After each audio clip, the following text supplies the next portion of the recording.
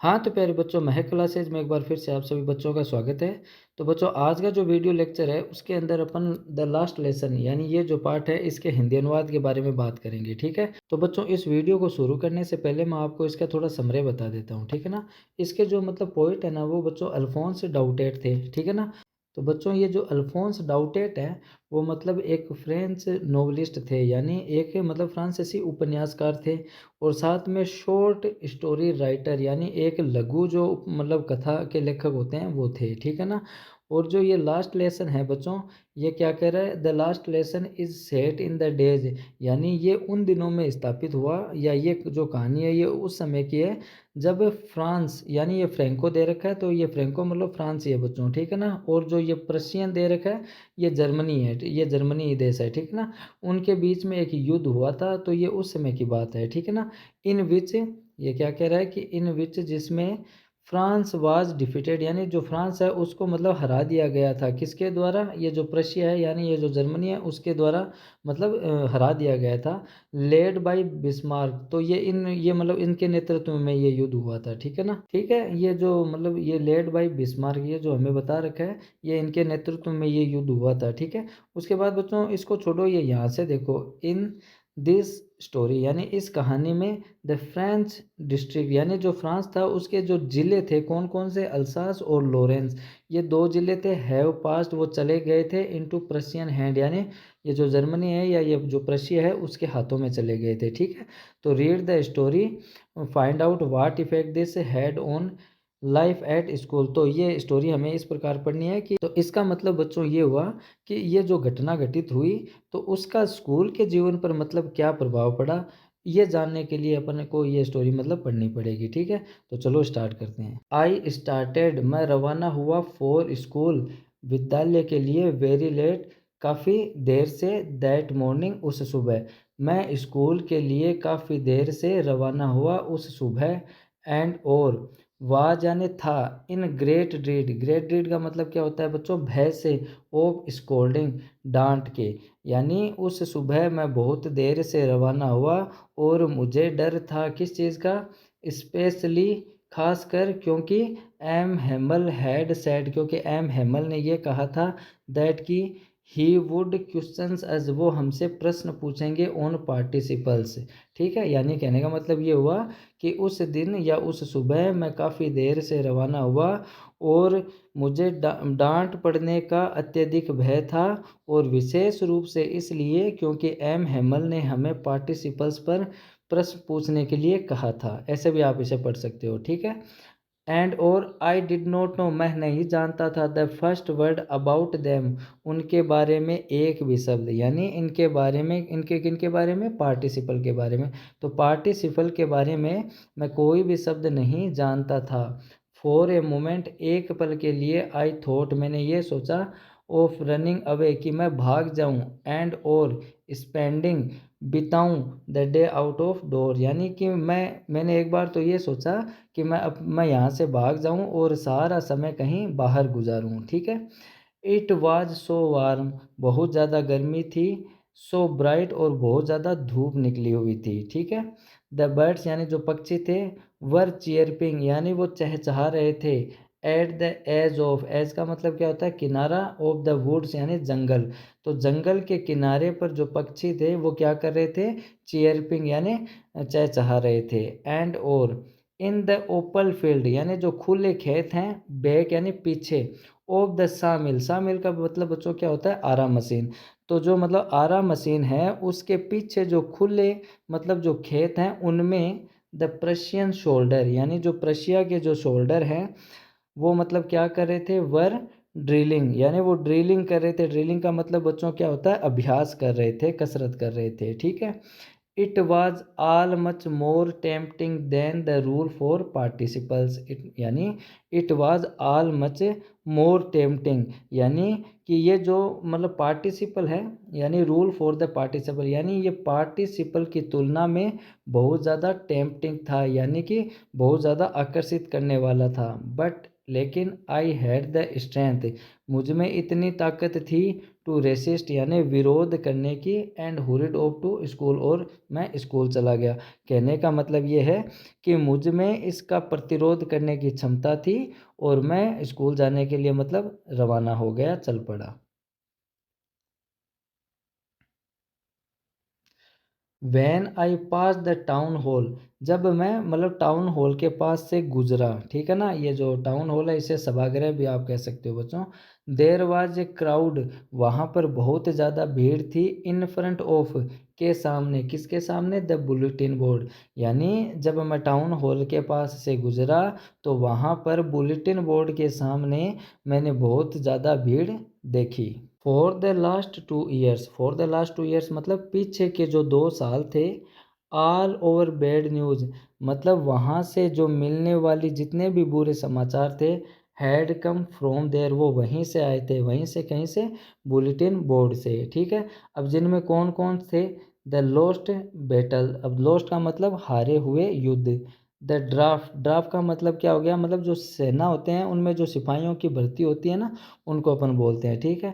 The order of the commanding officer मतलब जो सैनिक होते हैं उनके जो अधिकार होते हैं, उनके जो आदेश हैं उनके बारे में, ठीक है। एंड और I thought to myself, फिर मैंने अपने आप या फिर मन में सोचा, विदाउट स्टॉपिंग यानी बिना रुके हुए, ठीक है। What can be the matter now कि अब क्या मामला हो सकता है। कहने का मतलब ये है कि जब मैं टाउन हॉल के पास से गुजरा तो वहाँ पर मतलब बुलेटिन बोर्ड के सामने मैंने बहुत ज़्यादा सारी मतलब बहुत ज़्यादा भारी भीड़ देखी, ठीक है ना। और जो मतलब पिछले के जो 2 वर्ष हैं उससे मतलब बुलेटिन बोर्ड से ही मुझे सारे समाचार जो जितने भी बुरे समाचार हैं वो वहीं से आए थे। अब उनमें से कौन कौन थे, मतलब हारे हुए युद्ध, या फिर सेना में सिपाहियों की भर्ती, या फिर जो ये सरकारी आदेश होते हैं या सैनिकों के जो अधिकार के जो आदेश होते हैं वो। तो फिर मैंने क्या किया कि मैं बिना रुके मैंने अपने मन में ही सोचा कि अब क्या मामला हो सकता है, तो ये इतने का पूरे का अर्थ हो जाएगा, ठीक है। फिर जो आगे है, देन तब as I hurried by as fast as I could go, फिर मैंने क्या किया कि मैं तीव्र गति से यानी तेज़ गति से जा रहा था। हुरिड बाई का मतलब मैं बहुत ज़्यादा गति से जा रहा था, जितना आई कुड गो फास्ट, ठीक है ना, जितना मैं चल सकता था। फिर the black Smith, black Smith का मतलब क्या होता है, लोहार, ठीक है ना। वेक्टर ये उसका नाम था। हु वाज देयर वो भी वहीं पर था, ठीक है ना। विद हिज अप्रेंटिक, अब अप्रेंटिक का मतलब बच्चों क्या होता है, जैसे एक गुरु होता है तो उसका एक चेला ज़रूर होता है, ठीक है ना। तो अप्रेंटिक का मतलब क्या होता है, चेला। रीडिंग द बुलेटिन, तो वो भी क्या कर रहे थे, मतलब बुलेटिन यानी जो समाचार थे वो जो उस बोर्ड से आए थे वो उनको पढ़ रहे थे, ठीक है। कार्ड आफ्टर मी, ठीक है ना, कार्ड आफ्टर मी मुझे चिल्ला कर कहा, ठीक है ना। कार्ड आफ्टर मी का मतलब चिल्ला कर कहा। डोंट गो सो फास्ट, इतना तेज़ी से मत चलो या इतना तेज़ी से मत जाओ। बब, बब का मतलब बच्चे, बच्चे इतना तेज़ मत चलो। You will get to your school in plenty of time, plenty of time का मतलब क्या होता है, समय का पर्याप्त होना। तो तुम्हारे पास स्कूल पहुंचने के लिए पर्याप्त समय है और तुम समय पर पहुंच जाओगे, ठीक है। फिर आई थॉट मैंने सोचा, he was making fun of me कि वो मतलब मेरे साथ क्या कर रहे हैं, मजाक कर रहे हैं, ठीक है ना। फन ऑफ मी का मतलब मजाक करना। एंड रीच्ड और पहुंचा एम हेमल्स लिटिल गार्डन, यानी जो एम हेमल है उनका जो छोटा सा गार्डन है। आउट ऑफ ब्रेथ यानी कि मतलब मैं हाँफता हुआ उनके बगीचे से होकर पहुंचा, ठीक है। यानी जो एम हेमल थे उनका छोटा सा बगीचा था, तो वहाँ से मैं क्या हुआ, हाँफता हुआ पहुँचा। यूजुअली सामान्य रूप से, वेन जब स्कूल बिगेन यानी सामान्य रूप से जब स्कूल शुरू होता था। देयर वाज ए ग्रेट बस्टल, बस्टल का मतलब बच्चों क्या होता है, बहुत ज़्यादा शोर शराबा। तो वहाँ पर मतलब बहुत ज़्यादा क्या होता, शोर शराबा होता है, ठीक है ना। विच कुड बी हियर्ड जिसको सुना जा सकता था, आउट इन द स्ट्रीट यानी गलियों में, ठीक है। यानी जब भी स्कूल शुरू होती है तो आपको पता ही है कि बच्चे मतलब बहुत ज़्यादा शोर करते हैं, ठीक है ना। और उनकी आवाज़ इतनी तेज़ हो जाती है कि उनको मतलब बाहर मतलब गलियों में भी वो सुनाई देनी लग जाती है, ठीक है ना। फिर the opening and closing of desk यानी जो डेस्क है उनके खुलने और उनके बंद होना, ठीक है ना, तो उनसे भी आवाज़ होती है। लेसन्स रिपीटेड, यानी जो लेसन्स है, जो पाठ है, रिपीटेड, रिपीटेड का मतलब उनका दोहरान करना, इन यूनिसन, एक समूह के रूप में, ठीक है ना। तो जैसे बच्चे हैं किसी पाठ को जब मतलब साथ बैठकर याद करते हैं तो एक सुर में वो मतलब दोहराते हैं, ठीक है ना। वेरी लाउड, बहुत ज़ोर ज़ोर से। With over hands, over over year, तब हमें क्या करना पड़ता है कि विद ओवर हैंड, अपने हाथों से हम अपने कानों पर मतलब हाथ रख लेते हैं, टू अंडरस्टैंड, समझने के लिए, बेटर, और अच्छे से, ठीक है। एंड द टीचर, और जो अध्यापक होता है उसकी ग्रेट रूलर, यानी उसकी जो छड़ी होती है वो रेपिंग यानी पटकता रहता है, ऑन द टेबल, यानी मेज के ऊपर। यानी अब मैं इसका आपको यहाँ से लेकर यहाँ तक पूरा साथ में बताऊँ तो इसका अर्थ क्या हो जाएगा कि सामान्य रूप पर जब मतलब स्कूल शुरू होता है तो देर वाज ए ग्रेट बसल, तो बहुत ज़्यादा शोर शराबा और हलचलें होती है, ठीक है ना। Which could be heard out, जिसे सुना जा सकता है, इन द स्ट्रीट, यानी बाहर की गलियों में, ठीक है। The opening and closing of desk, यानी डेस्कों का खुलना और बंद होना, या फिर लेसन्स रिपीटेड, यानी पाठों का दोहराना, इन यूनिसन, यानी एक स्वर में, एक साथ में, ठीक है। वेरी लाउड, बहुत ऊंचे स्वर में। फिर विद ओवर हैंड्स, अपने हाथ, over years, over over years, यानी अपने कानों पर रखे हुए, टू अंडरस्टैंड बेटर, ताकि मतलब हम चीज़ों को बहुत अच्छे से समझ सकें। एंड द टीचर, और जो अध्यापक होता है वो क्या करता है कि डरावने अपना उसका जो वो डंडा होता है, ग्रेट रूलर, यानी उसका जो डरावना छड़ी होती है, डंडा होता है, रेपिंग ऑन द टेबल, वो क्या करता है, मेज पर टकराता है या उस पर पटकता है, ठीक है। बट नाउ, लेकिन अब, it was all so still, इसका मतलब क्या हो गया कि अब सब इतना शांत था। It was all so still, इसका मतलब क्या हुआ, अब सब कुछ इतना शांत था। आई हैड काउंटेड, काउंटेड का मतलब बच्चों क्या होता है, यानी कहने का मतलब क्या हो गया, I had counted on, counted on का मतलब क्या होता है, भरोसा करना। तो आई हैड काउंटेड ऑन, मैंने भरोसा कर लिया, द कमोशन, यानी ये जो शोरगुल है, कि टू गेट माई डेस्क है, कि मैं वहाँ तक पहुँच जाऊँ, कहाँ तक है, ये जो डेस्क है ना, विदाउट बीइंग सीन, किसी के देखे बिना, ठीक है। बट लेकिन ऑफ कोर्स, निश्चित ही, दैट डे, उस दिन, everything had to be as quiet as Sunday morning, यानी कि उस दिन सब कुछ उतना ही शांत था जैसे कि जो संडे की जो मॉर्निंग होती है, यानी रविवार की जो सुबह होती है, बिल्कुल वैसे ही, ठीक है। थ्रोट आउट द विंडो, यानी खिड़की के ज़रिए, ठीक है, यानी जो खिड़की है उससे, उसके ज़रिए, आई सा माई क्लासमेट्स, मैंने अपने दोस्तों को देखा, या फिर जो सहपाठी बोल दो, क्लासमेट का मतलब ये होता है, उनको देखा, ऑलरेडी इन देयर पैलेसेस, जो पहले ही अपनी जगहों पर बैठे थे।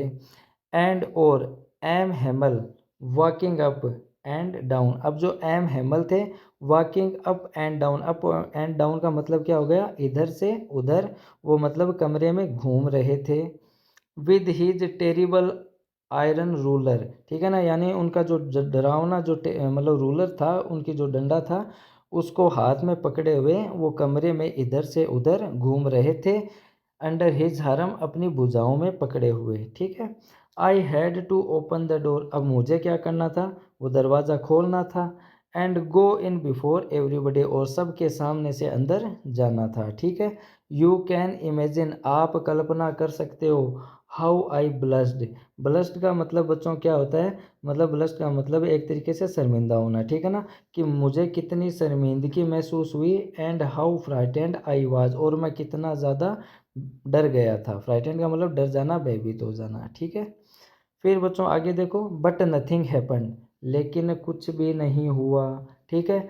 एम हेमल सामी, जो एम हेमल थे, उन्होंने मेरी तरफ देखा, एंड सेड वेरी काइंडली, और बहुत ही मतलब प्यार से वो बोले, दयालुता से वो मुझसे बोले, go to your place quickly, अपनी जगह पर जल्दी से जाकर बैठ जाओ, लिटिल फ्रांस, छोटे फ्रांस, ठीक है। वी वर बिगिनिंग, हम शुरू करने वाले थे, विदाउट यू, तुम्हारे बिना, कि हम तुम्हारे बिना ही सब कुछ शुरू करने वाले थे, ठीक है। फिर आई जंप्ड ओवर द बेंच, यानी आई जंप्ड, मैंने छलांग लगाई, ओवर यानी ऊपर, द बेंच यानी जो बेंच होती है जहाँ पे मुझे बैठना था उसके ऊपर, and set down at my desk, और मैं अपने डेस्क के पास जाकर बैठ गया, यानी मतलब मैंने अपनी बेंच के ऊपर छलांग लगाई और मैं अपनी जगह यानी अपनी डेस्क पर जाकर बैठ गया। नोट टिल देन तब तक नहीं, वहन जब आई हैड गोट मैंने प्राप्त कर लिया, a little over my fright, यानी तब तक नहीं कि जब तक मैंने अपने भय पर मतलब कंट्रोल ना पा लिया हो, नियंत्रण ना पा लिया हो, तब मैंने यह नहीं देखा था। क्या नहीं देखा था? डिड आई सी, मैंने यह नहीं देखा था दैट की ओवर टीचर यानी जो हमारे अध्यापक थे, had on his beautiful green coat, कि उन्होंने एक हरे कलर का मतलब सुंदर सा कोट पहने हुए था। हिज फ्रिल्ड शर्ट, यानी फ्रिल्ड का मतलब बच्चों मतलब क्या होता है? झालरदार, जो झलरी वाले जो शर्ट होते हैं ना, उनकी बात हो रही है, ठीक है ना। तो उन्होंने क्या कर रखा था? एक झालरदार कमीज and the little black silk cap, यानी एक सिल्क की उन्होंने केप पहन रखी थी, ठीक है ना, यानी रेशमी रूपी। सिल्क का मतलब क्या होता है? रेशमी, ठीक है ना। ऑल एम्ब्रॉयडर्ड, एम्ब्रॉयडर्ड का मतलब बच्चों क्या होता है? जो मतलब कारीगरी की गई हो, ठीक है ना, यानी कढ़ाई, अच्छे से कढ़ाई का जो काम किया गया हो उसे अपन एम्ब्रॉयडर्ड बोलते हैं, ठीक है ना। तो उस पर बहुत अच्छी मतलब कढ़ाई की गई थी।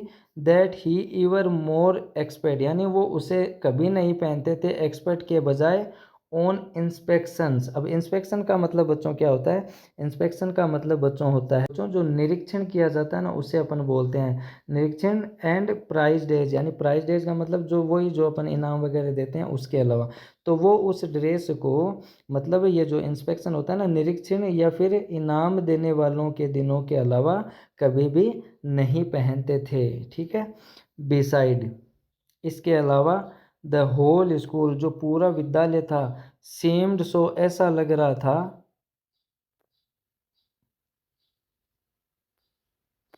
अब कैसा लग रहा था? सो स्ट्रेंज, बहुत ही अजीब, एंड सोलेमन, अब सोलेमन का मतलब बच्चों क्या होता है? गंभीर, ठीक है ना, अजीब और गंभीर लग रहा था। बट लेकिन द थिंग दैट सरप्राइज, यानी वो चीज़ें जो मतलब सरप्राइज्ड मी, जो मुझे आश्चर्यचकित कर रही थी, मोस्ट वाज टू सी, वो ये देखना था कि ऑन द बैक बेंचेस, यानी बैक बेंचेस का मतलब क्या होता है? जो पीछे की जो बेंचेस थी, ठीक है ना, यानी पीछे की जो सीटें थी, दैट वर ऑलवेज एम्प्टी, जो हमेशा खाली रहती थी। The village people sitting quietly like oversell, तो जो गांव के जो लोग थे बच्चों, सिटिंग यानी बैठे हुए थे, क्वाइटली यानी शांति से, लाइक ओवरसेल हमारी तरह।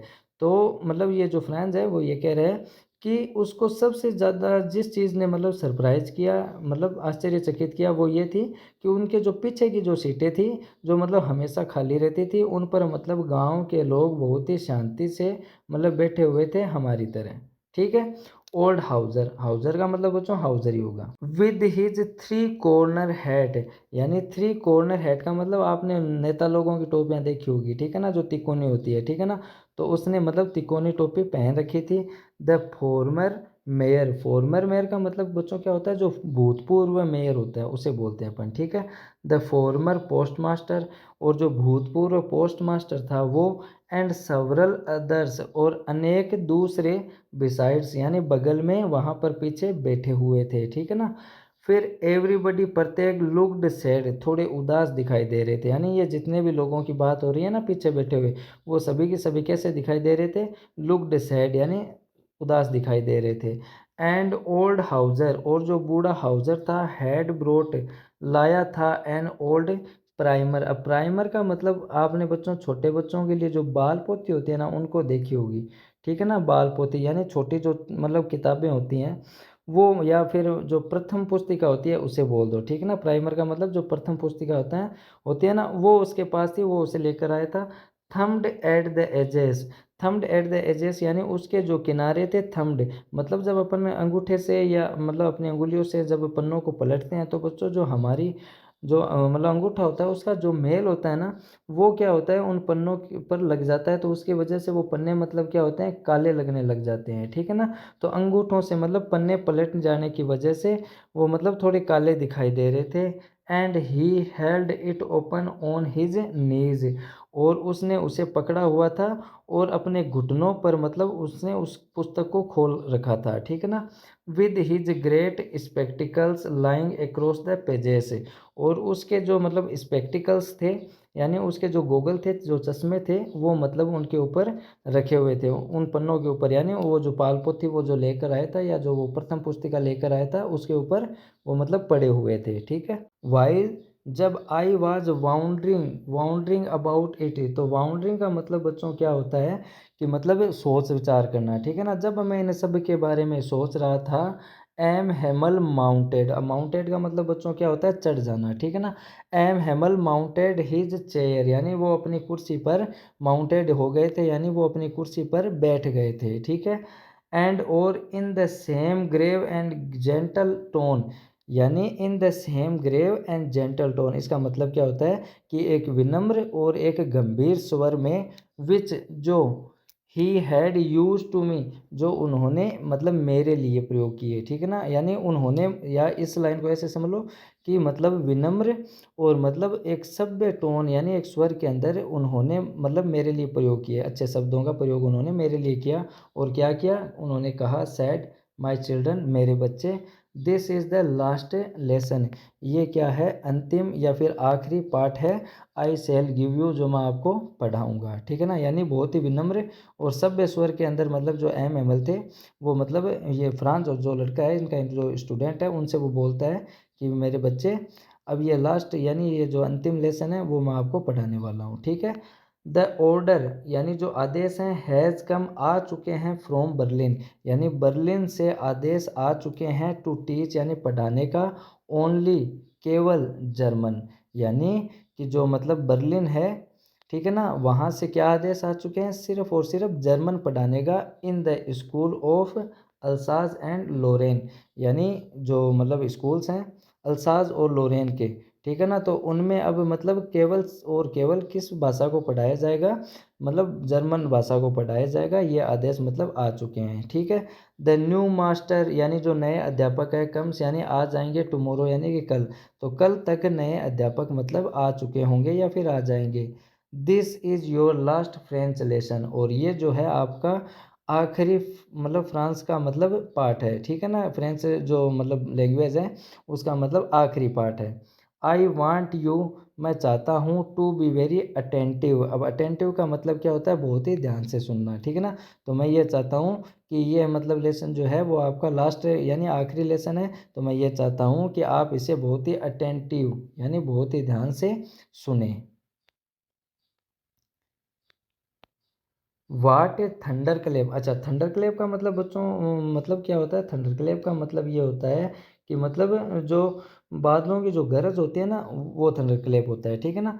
These words were to me, मतलब ये जो शब्द थे, दीज वर वर्ड्स, यानी ये जो शब्द थे, वर यानी थे, टू मी मेरे लिए, वाट ए थंडर क्लेप, यानी एक बिजली की गरज के समान थे, यानी ये जो शब्द मतलब जो थे वो मेरे लिए क्या थे, बिजली के समान थे। ओह अरे, द रिचेज, रिचेज का मतलब क्या होता है, वो तो जो दुष्ट लोग होते हैं ना उनकी बात कर रहे हैं, तो वो बोलता है ओ अरे, द रिचेज यानी दुष्ट लोग, that was what they had puts up at the town hall, तो वो ये कह रहा है कि अरे वे दुष्ट लोग, यही बात है जो मतलब जो टाउन हॉल के पास से जब वो गुजरा था ना, तब वहाँ पर मतलब वो एक बुलेटिन बोर्ड लगा हुआ था, तो यही वो सूचना थी जो वहाँ पर लगी हुई थी, ठीक है ना। तो मैं फिर से इस लाइन का एक्सप्लेन कर देता हूँ। वो ओह अरे द रिचेज, अरे दुष्ट लोग, दैट वाज ये वो थे, वार दे हैड पुट अप यानी लगाई थी, एट द टाउन हॉल यानी मतलब ये वही बात थी जो उन्होंने टाउन हॉल के जो सूचना पट जो होता है ना उस पर लगाई थी, ठीक है।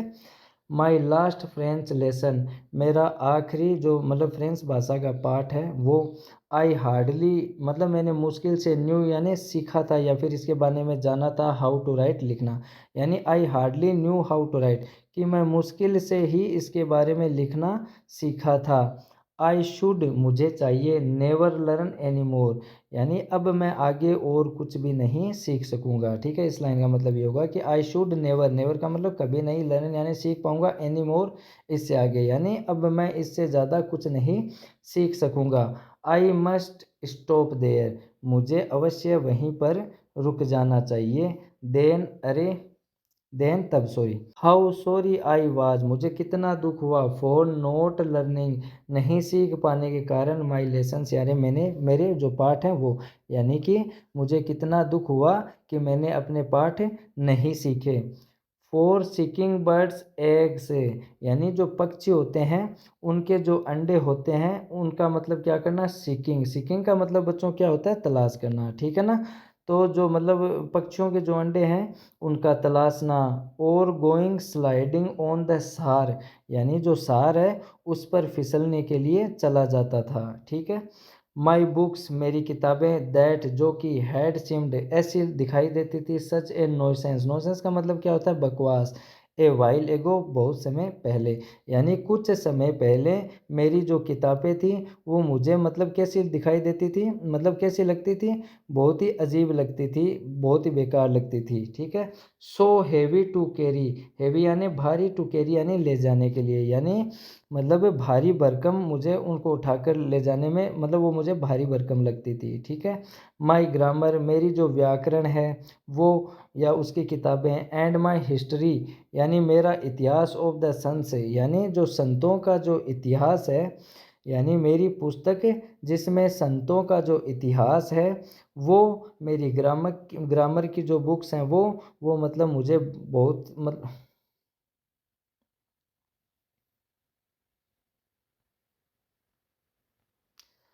माई लास्ट फ्रांच लेसन, यानी मेरा आखिरी फ्रेंच भाषा का पाठ। Why I hardly knew how to write, why का मतलब यहाँ पे, वैसे वाई का मतलब क्यों होता है लेकिन अपन क्या बोलेंगे, अरे आई हार्डली मतलब बहुत ही मुश्किल से, मैंने न्यू यानी सीखा था, हाउ टू राइट लिखना, यानी मैं बहुत ही मुश्किल से लिख पाना सीखा था या लिखना जानता था।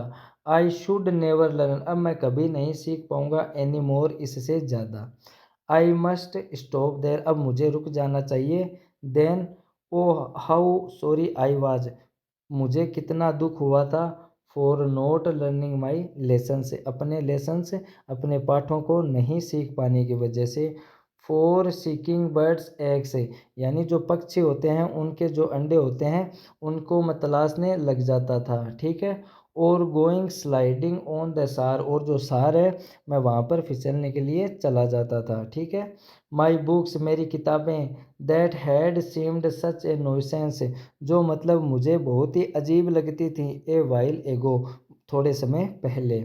सो हैवी टू कैरी, मतलब ले जाने के लिए मुझे बहुत ज़्यादा भारी भरकम लगती थी। माई ग्रामर, यानी मेरी जो व्याकरण की किताब है, and my history of the saints, यानी जो सन्स है उनका जो इतिहास है वो, ठीक है ना, वो किताबें।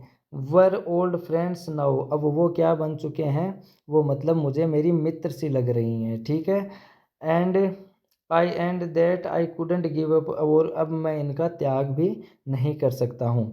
एंड एम हेमल टू, और ना ही जो एम हेमल है जो मेरे मतलब टीचर है उनका मैं त्याग कर सकता हूँ कि वो अब जा रहे हैं।